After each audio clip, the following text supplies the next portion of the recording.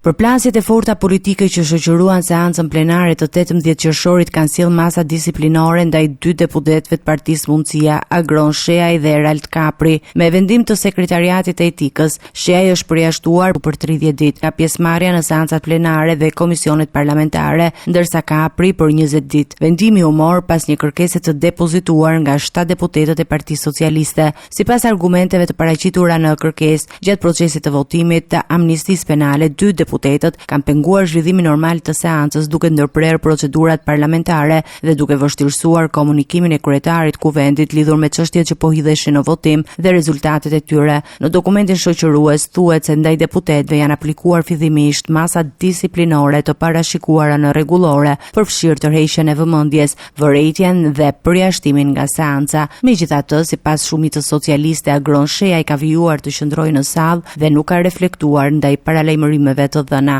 Për deputetin Sheaj, kjo është masa e dytë e rëndë disiplinore brenda një periudhe të shkurtër. Vetëm pak ditë më parë ai ishte përjashtuar gjithashtu për 30 ditë, një vendim që më pas u konfirmua edhe nga byroja e kuvendit. Masat e mëparshme lidhen me seancën e 11 qershorit dhe interpelancën me ministrin e financave Petrit Malaj. Socialistët pretenduan se gjatë debatit mbi të ardhurat e shtetit nga koncesionet, Sheaj përdori gjuhë fyese, kërcënuese dhe tone të papërshtatshme ndaj ministrit. Vendimet e marra nga organet disiplinore të kuvendit pritet të thellojnë më tej debatet politike mes mazhorancës dhe opozitës, ndërsa Partia Mundësia ka kundërshtuar më herët masa të ngjashme, duke i cilësuar ato si përpjekje për të kufizuar zërin e opozitës.